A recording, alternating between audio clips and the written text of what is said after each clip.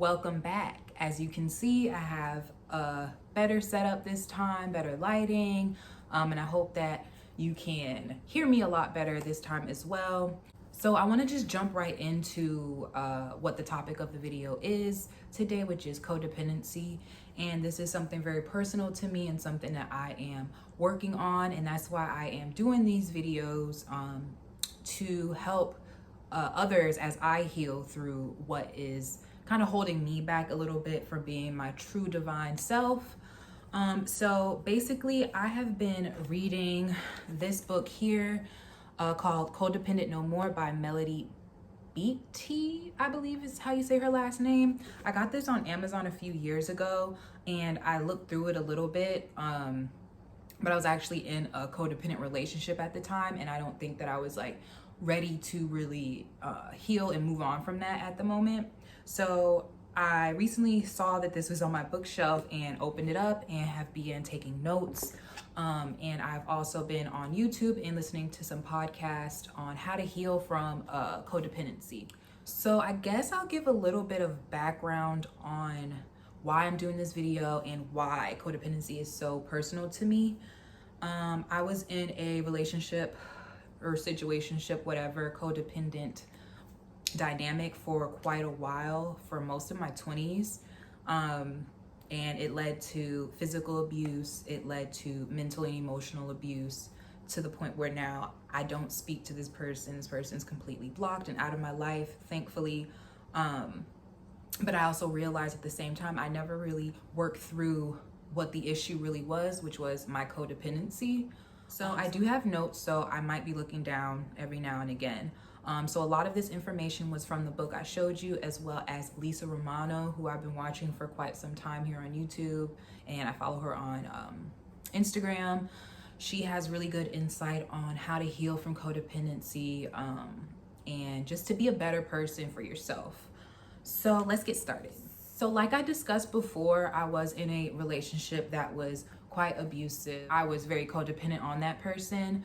Through that experience, I've kind of let go of who I really was and relied on that person to kind of guide my identity. I put a lot of myself into their hands for guidance. With the relationship, I was just attracted to someone who, as much as I wanted them to accept me, that they just weren't able to, and they were emotionally not able to. Now, the one particular instance that I'm talking about that's completely over, instead of kind of like helping me, this person was someone that kind of took advantage of my codependent issues. And they used those tendencies against me. They used them to manipulate and control me up until they were done with me, up until, you know, things came to where there was a point of no return. But at the same time, I think that people with codependency, it's important for us to realize that it is an issue to be codependent, and that is something that you are supposed to be working on so that you can allow healthy relationships in your life. I had to look deeper within and look at myself and hold a mirror up to me and see why I was so unhappy and why I kept attracting people that weren't feeding me in the way that I needed. So I was attracting people that fed into my codependency. I think that through years of therapy, I realized like the real root of it wasn't those people that I've gotten in relationships after, but it was my childhood and my relationship with my mother, how that perpetuated my codependency. So my mother wasn't very affectionate, affirming, and she didn't really validate me all that much through growing up. And so I do think as a result, I have attracted a lot of people who have done the same things, because I felt like that was what love was, when in reality it's not. So through my childhood and through that relationship, I believe that my sense of self began to get warped, and I started to only see myself through the eyes of this person and through my mother.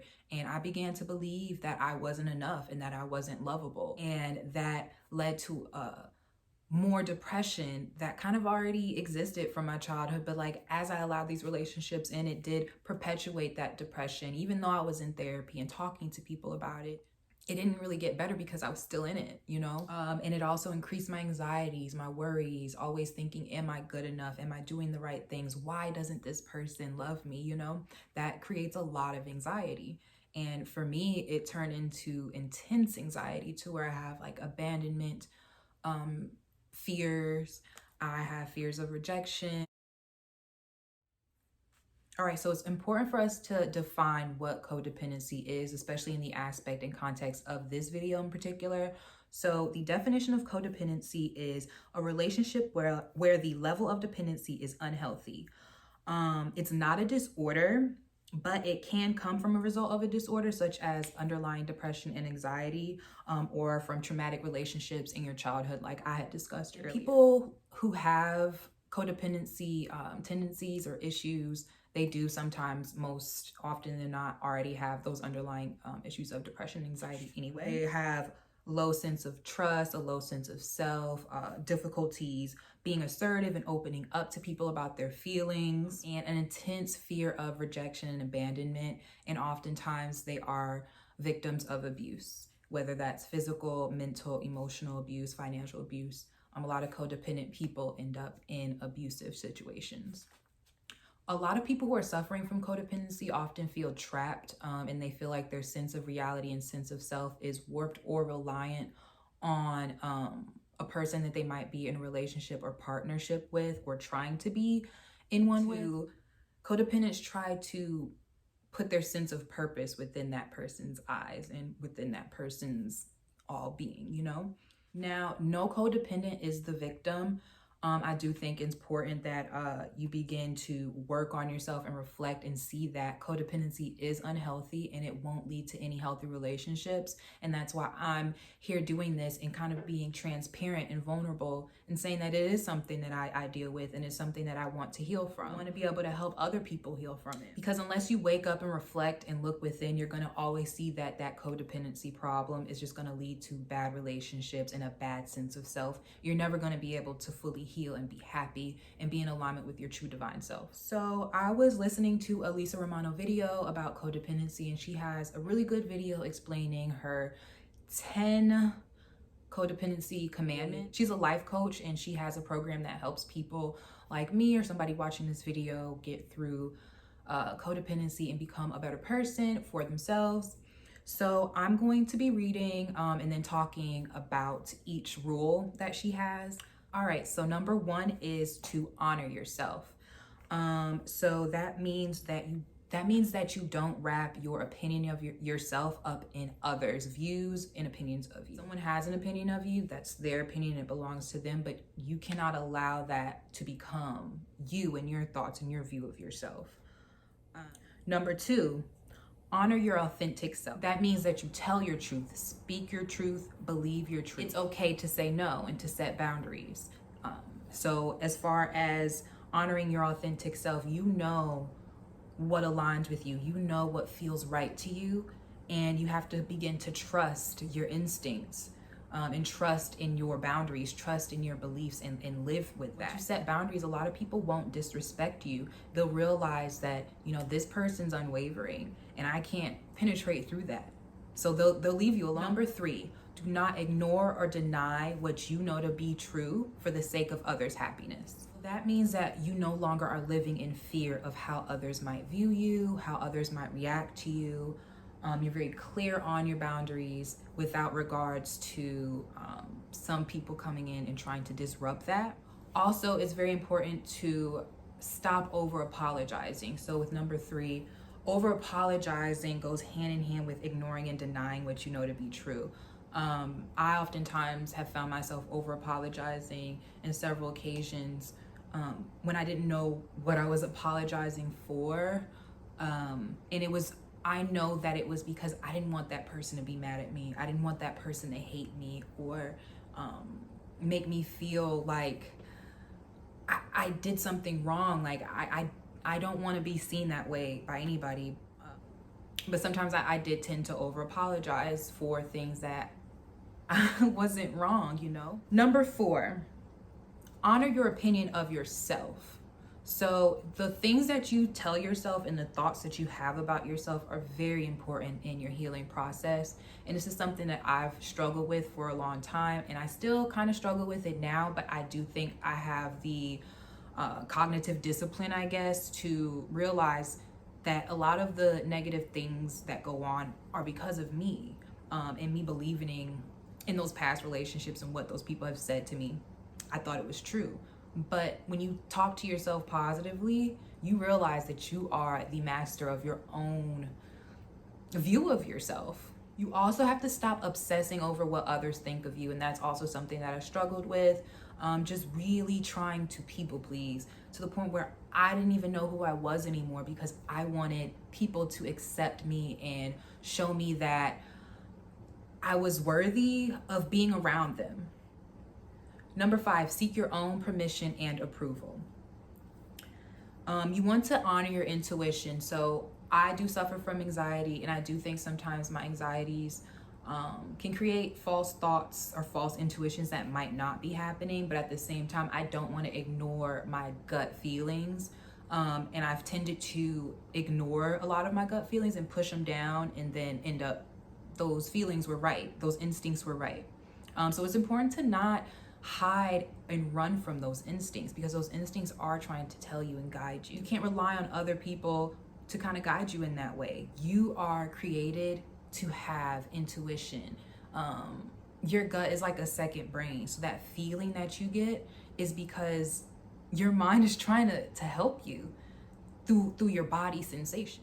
It's also important to make decisions that are best for your well-being. So it's important to put your mental health first, put you first, as far as spirituality and your happiness. And people with codependency do tend to put others' happiness first and end up very depressed, very unhappy. And with number 5, I want you all to remember that you don't need permission to exist. You don't need someone to validate your existence. You don't need someone to tell you that you're worthy of anything. That's something that you have to work on telling yourself and believing in yourself. Look in the mirror, write affirmations, post-it notes, whatever you have to do. But do not rely on anyone else to make you feel like you're worthy of living. Number 6 is honor your divine spirit. Now, that means taking care of your inner being, your inner self, your spirit. A lot of times our spirit gets wrecked when we're in codependent relationships or partnerships or friendships or whatever, because a lot of our identity relies on that person's approval. So then our inner sense of self gets really, really, really hurt, and we get in this very dark space. I know for me, in my personal experience, I got so depressed and I didn't want to go on anymore, because I just didn't feel like I was worthy of being loved. Like my spirit, I felt like my inner spirit was tainted, because this person really made me believe that I was just this horrible person that was so unworthy, and I internalized it spiritually. So it is important to meditate, to kind of purge that negativity. I would write down how I felt and burn it. I remember burning the pictures of this person as like a ritual of like kind of letting them go. I've also began exercising, eating healthy, drinking more water, being very conscious of my body and my spirit and how that makes me feel. Like I said, I write and journal. I meditate, I talk to God. I have my altar with my grandfather. I ask him for guidance a lot. And I have, my sister, she helps feed me spiritually as well. So it's really important to have really good spiritual base when you're dealing with codependency, because it can really get into you deeply. And I want you to live. I want you to live and experience life for what it's supposed to be. I don't want you to give up because someone's making you feel like you're so unworthy. Therapy, I do think is important, and I'm not gonna shame anyone or force anyone or say that therapy is what's going to heal you, but I do think therapy gives you someone to talk to in a safe space that can give you the tools to begin to wake up and get out of that codependent kind of chokehold that's on you, and to begin living for yourself and learning about yourself and honoring yourself. Number 7, honor how your body speaks to you. Now, that goes back to anxieties and your intuition, and trusting your intuition rather than trusting others to guide you and your decision making. It's important to know, like I said before, your anxiety sometimes are not true. Those anxiety thoughts can be very negative. And so it's very, very important to have self-awareness. And through healing from codependency, you will gain a lot of self-awareness. And that'll let you determine when those feelings of anxiety and those negative thoughts come about.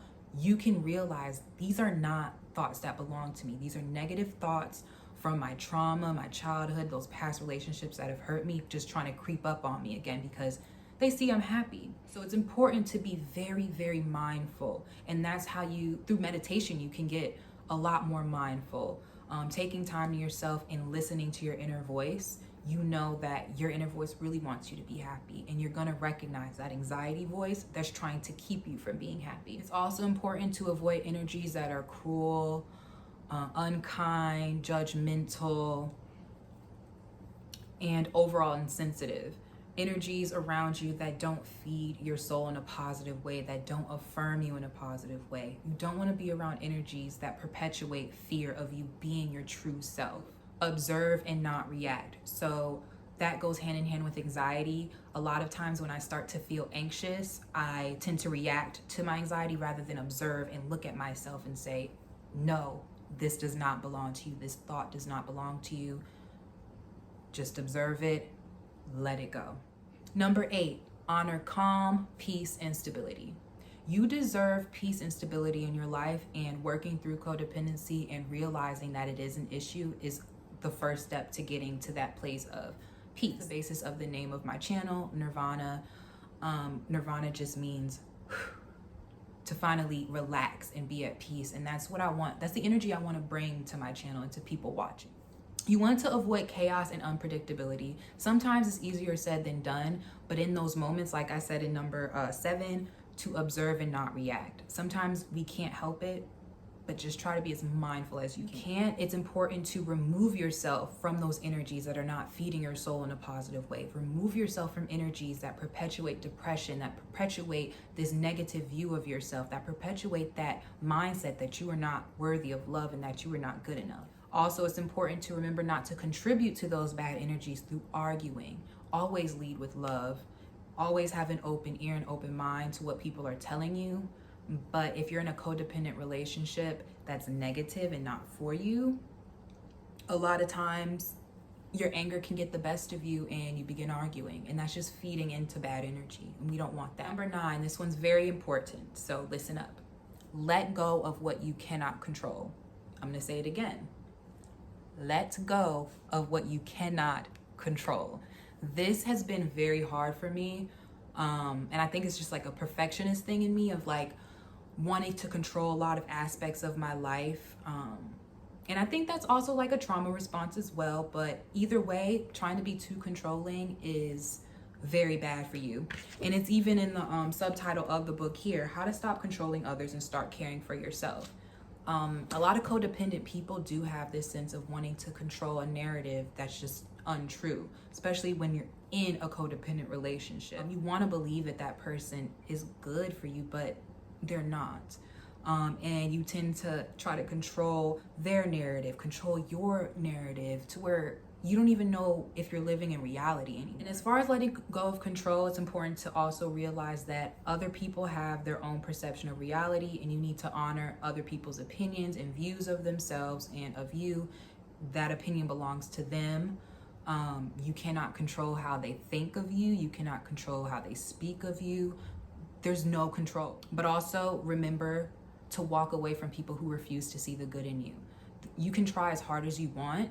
You can try to control the situation as much as you want, but a lot of people can be set on what they believe about you, and that's how they're going to navigate. And number 10, the last one, is choose love over fear. This one is also very important because you don't ever want to move in hatred. You don't ever want to move around in fear. And fear is like one of the lowest vibrations that you can be on.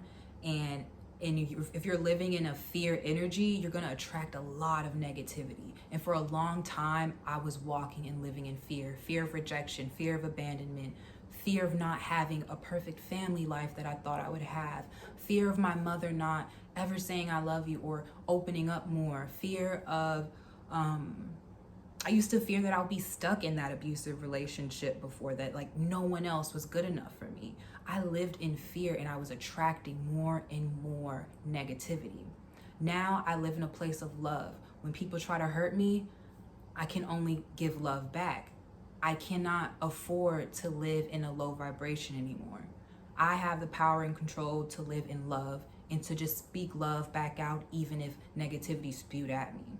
And that's the power that you have as a codependent that is working through it and doesn't want to be codependent anymore. You have to realize your power is in your heart.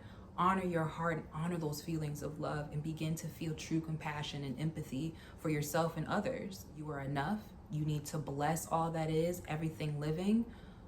Don't spew hatred. Stop living in fear and truly, truly do the work to love yourself. So thank you all for watching this video. I really hoped that it helped you. It's helping me, and definitely I will leave an Amazon link for this book here, Codependent No More, and also Lisa Romano's YouTube link as well. I'm gonna be working on rebuilding my website. I used to have a WordPress where I talked about mental health and my journey, and I wanna try to get into that again. I realize that this is really helping me in my journey, and I hope that I'm helping other people. So stay tuned for my website coming up and for more videos. I'm gonna try to do my videos weekly, so make sure you subscribe. Please comment if you are dealing with codependency, and maybe some people down in the comments can help you out. I can help you out. Please reach out. You're not alone. It's okay. We'll work through it. It's gonna take time. It's gonna be some ebbs and flows within the process, but as long as you're on that journey is the best thing. So remember to love yourself, honor yourself, and peace.